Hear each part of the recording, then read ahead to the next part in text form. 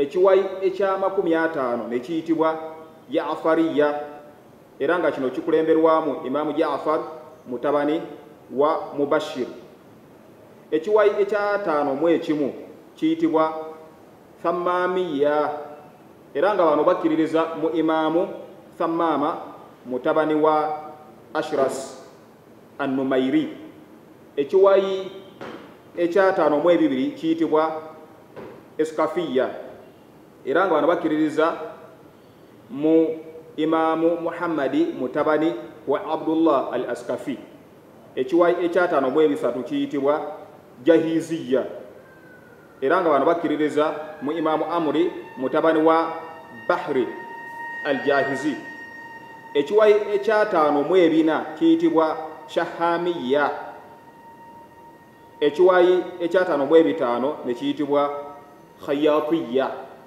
Ekiwayi ekya56 ne kiyitibwa Kaabiya era nga bano bakkiririza mu Imaamu Abu Qasim Abdullah mutabani wa Ahmad muzzukulu wa Mahmud. Ekiwayi ekya57 kiyitibwa Jubbaiya era nga kino kikulemberwamu Imaamu Abu Ali Ajubbai. Ekiwayi ekya58 kiyitibwa Bahshamiya nga kino kikulemberwamu Imaamu Abu Hashim. Ekiwayi ekya59 kiyitibwa Ibriya era nga bano bakkiriza nti Muhammadi sallallahu alayhi wa sallama yali musajja mugezi naye teyali nabbi. Ekiwayi ekyenkaaga kiyitibwa Zanadiqiya. Bo bagamba nti Mi'raj olugendo lwa Nabbi Muhammad sallallahu alayhi wa sallama lwe yakola lwali kwegamba engeri gyalukolamu kyali kirooto bulooto wabula terwali lwa bwoleke. Ekiwayi ekyenkaaga kiyitibwa Kabariya.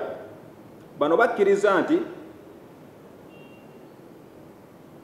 Katonda tasobola kubonerereza muntu mu kabuli era bagamba nti endowooza egamba nti omuntu abonerezebwa mu kabuli eyo nfu. Ekiwayi ekyenkaaga kiyitibwa Hujjatiya. Ekiwayi ekyenkaaga ne kiyitibwa Fikiriya nga bano bakozesa amagezi amazaale okunnyonnyola ensonga z'obusiraamu. Ekiwayi ekyenkaaga kiyitibwa Aliwiya oba Ajariya nga bano bagamba nti Hadhrat Ali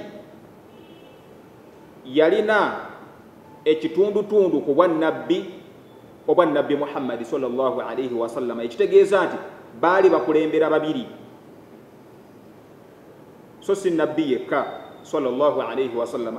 Ekibinja ekyenkaaga kiyitibwa Tanasukhiya era nga bano bakkiririza mu tanasukhu mu Luwarabu nga kitegeeza okubbulukuka kw'emyoyo nti ffe ffenna abaliwo wano ku nsi twali tubaddewokko wabula tugenze tubbulukukira mu myoyo egy'enjawulo. Ekiwayi ekyenkaaga kiyitibwa Rajiya era nga bano bagamba nti Hadhrat Ali wakudda. Tukkirize tugaane Hadhrat Ali newakubadde nga yafa nga ne kabuli ye gyeri mu Kufa mu ggwanga lya Iraq ateekwa okudda wano ku nsi nga mulamu. Ekiwayi ekyenkaaga kiyitibwa Ahadiya. Ekiwayi ekyenkaaga kiyitibwa Radidiya. Bo bagamba nti ensi egenze yeddiŋŋana, yatondebwa naye egenze yeddiŋŋana, efa neekomawo, neesaanyizibwawo neekomawo. Eyo endowooza yaabwe. Ekiwayi ekyenkaaga kiyitibwa Satbariya. Ekyensanvu Lafudhiya. Ekyensanvu Ashariya. era bano bagamba nti bakkiririza mu magezi amazaale alqiyas, eddiini kutetenkanya era n'osanyusa Mukama Katonda okusinziira ku neeyisaayo. Ekibiina ekyensanvu mu ebibiri oba ekibinja ekyensanvu mu ebibiri kiyitibwa badaiya. Bano bagamba nti okukkiririza mu mukulembeze w'obusiraamu yenna yenna amiiri abeera alondeddwa kya buwaze, bw'ogaana okumukkiririzaamu obeera mukafiiri. Ekibinja ekyensanvu mu ebisatu abasinga wano we bakubaganira empawa ne bagamba kyekiriwa. Mbasomedde ebibinja byonna byonna n'ebiwayi byonna byonna, naye ekisigaddeyo kiri kimu kyokka kyokka ku nsanvu mu ebisatu, ng'ekibinja kino oba ekiwayi kino kye kiyitibwa Ahmadiyya, ng'era kino kyatandikibwawo Hadhrat Mirza Ghulam Ahmad alayhi salam ow'e Qadian, eyazaalibwa mu mwaka gwa 1835. Ndowooza mutegedde ebibinja oba ebiwayi by'obusiraamu. Kati omuntu yenna yenna avaayo ng'ayambadde enkofiira oba ekkanzu oba nga ayambadde shariya, n'omubuuza nti gwe oli wa kiwayi ki, ye n'akugamba nti nze ndi musiraamu busiraamu, oyo manya nti talina kyamanyi ku busiraamu. Era ne hadithi ya Nabi Muhammad sallallahu alayhi wa sallama gye nabasomedde olubereberye talina kyagimanyiiko. Kijjukirwe bulungi nnyo nti buli muntu yenna yenna awangaalira mu mulembe guno alina ekiwayi kyakkiririzaamu. Kirizagaana buli omu alina ekiwayi kyakkiririzaamu, era buli omu ekikulaga nti alina ekiwayi kyakkiririzaamu kwe kusalawo nti nze bwe mba ŋŋenda okusaala nsaalira Wandegeya, omulala n'akugamba nti nze nsaalira Kibuli, omulala n'akugamba nti nze nsaalira Kampala Mukadde.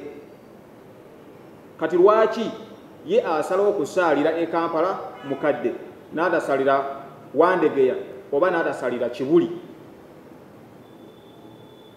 Kino kiba kitegeeza nti alina ekibinja oba ekiwayi kyakkiririzaamu.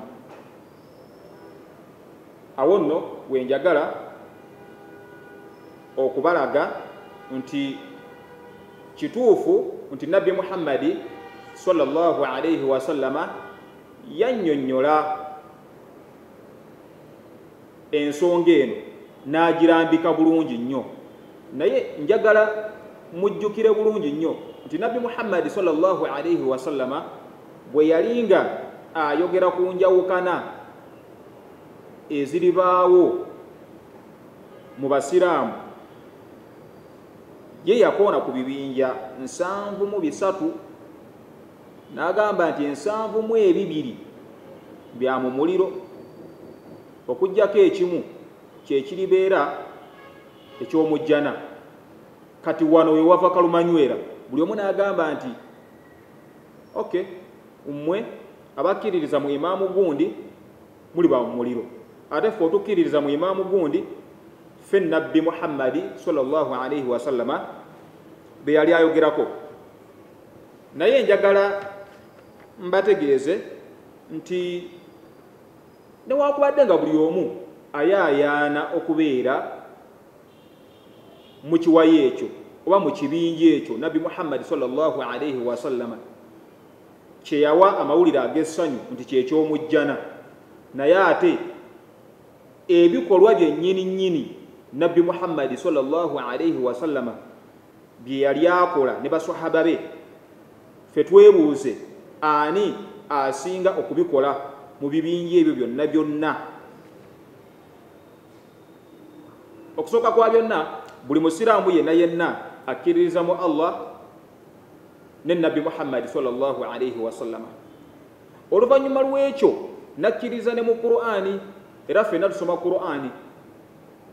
Si ekyo kyokka, ffenna tugoberera ebyayogerwa byonna okuva ewa Nabi Muhammadi sallallahu alayhi wa sallama, naye ate ebikolwa byennyini nnyini bituteekeddwa okukola byebiriwa, kubanga Nabi Muhammadi sallallahu alayhi wa sallama mu hadithi endala eyogera ku njawukana z'ebibiina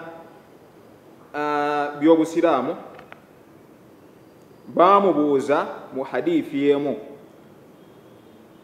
n'abagamba nti ma ana alayhi wa ashabi, ma ana alayhi wa ashabi. Abi Umama ye yamubuuza. Ate era ne mu hadithi endala Hadhrati Abdullah mutabani wa Amri ye yamubuuza ekibuuzo ekyo n'agamba nti ma ana alayhi wa ashabi, nga kitegeeza ki? Kubanga Nabi Muhammad sallallahu alayhi wa sallama bwe yamala okubalambululira hadithi eno nti abasiraamu bagenda kubeera bwe bati, naye ate wajja kubeerawo ekiwayi kimu kyokka ekiribeera eky'omujjana. Ne bamubuuza man hum ya Rasulallah, nti be baani abo? N'agamba nti ma ana alayhi wa ashabi, nga kitegeeza nti nze ekyo kyennyini kyendiko oba embeera yange yennyini gyentambuliramu ne basahaba bange n'abagoberezi bange. Kati njagala mbabuuzeyo ekibuuzo kimu nga mmaliriza. Nabi Muhammadi sallallahu alayhi wa sallama bwe yali ng'abuulira obusiraamu baamuyisanga batya? Baamwanirizanga oba baamukijjanyanga? Ye kiwayi ki mu ebyo ebiwayi byonna byonna ekiyisibwa nga Nabi Muhammad sallallahu alayhi wa sallama bwe yayisibwa ne baswaba be?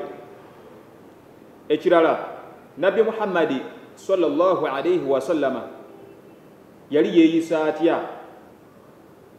Yajja kuleeta mirembe oba yajja kuleeta bukyayi? Mu bibinja ebyo byonna byonna oba ebiwayi byonna byonna bye mbalambululidde, njagala mmwe bennyini musalewo kiwayi ki oba kibiina ki ekiwomyemu omutwe mu kusaasaanya emirembe mu nsi yonna. Kati nganze omusiraamu mu Ahmadiyya mbategeeza nti teri kibiina kyonna kyonna oba kibinja oba kiwayi kya busiraamu kyonna kisobola kutuukana na mutindo ogwo gwennyini Nabi Muhammad sallallahu alayhi wa sallama gwe yalambika mu hadithi ye nga kkaatiriza ekibiina ekyo oba ekiwayi ekyo eky'omujjana. Hadithi esoose oba eyasoose yagambye nti wahiya aljamaa, era ekiwayi ekyo kijja kuyitibwa jamaa. Teri era nkiddamu mu nsi yonna, mu nsi y'obusiraamu, kibinja kyonna oba kiwayi kyonna oba kibiina kyonna kikozesa linnya eririko jamaa nga lyekutte wamu okuggyako jamaatu Ahmadiyya, era nga aljamaatu al islamiyya al ahmadiyya siwulirangayo bukyanga nsoma bukyanga nnoonyereza paka na kati nti waali wabaddewo ekibinja kyonna ekyeyita nti aljamaa al islamiyya al ahmadiyya okuggyako abahmadiyya bennyini. Bali abalala bonna bonna beeyita simanyi ffe tuli basunni ahli sunna wal jamaa. Kati waawu al ataf kikyekola wakati awo mu masekkati. Kati ndowooza bagenda okulaba nga tebalina kyakukola kwe kuteekawo waawu eyo ahli sunna wal jamaa, abantu basunna z'omubaka Muhammad sallallahu alaihi wasallama ne jamaa n'ekibinja. Kati kiringa bw'onoogamba nti kati omaze okunnyonnyola ahli sunna ate ne jamaa nakyo kirala. Kiba kitegeeza nti eryo erinnya si ddamba era teryavaayo bulambalamba nga Nabi Muhammad sallallahu alaihi wasallama bwe yalambika erinnya ly'ekibiina ekyo. Njagala mbategeeze nti buli omu asaana anoonye amazima, kubanga amazima gakufuula ow'emirembe. Ekireeseewo enjawukana n'obutakwatagana mu basiraamu bonna bonna okuggyako aba Ahmadiyya butanoonya mazima, kyova olaba nti tebalina mirembe. Ate n'ekirala njagala mbategeeze nti n'ekigambo jamaa kitegeeza ki? Ekibinja ekyawamu ekirina omukulembeze. Tosobola kuŋŋamba nti abasunni, abatabuliiki, abasalafu nti ye jamaa. Of course bo beyita n'abasalafu, beyita basunni, batabuliiki, abantu bawulidde beyita bayakubiya, jarudiya, shaitwaniya. Kati abantu ng'abo abatalina mukulembeze tebasobola kufuuka jamaa. Bwe tugenda mu makulu g'ekigambo kino jamaa kitegeeza ekibinja ekirimu abantu abangi nga kirina n'omukulembeze. Kati njagala mmwe bennyini mugende munoonyereze mu nsi yonna yonna, mugugolinge, mugende ku mitimbagano egy'enjawulo munoonyereze, muleete ekiwayi kyonna kyonna ekirina omukulembeze ng'ali bwa Namunigina bw'ati, okuggyako ekiwayi oba ekibinja oba ekibiina ky'abasiraamu aba Ahmadiyya ekirina omukulembeze waakyo omu bw'ati, ayitibwa Hadhrat Mirza Masroor Ahmad ayyadahu Allahu ta'ala binasrihi al-aziz, era nga ye musigire wa Allah ow'okutaano ow'omulembe guno ssaawa zino, nga buli kimu kyayogera tukikkiririzaamu, nga buli kimu kyawabula tukkiriza okuwabula kwabeera atuwadde.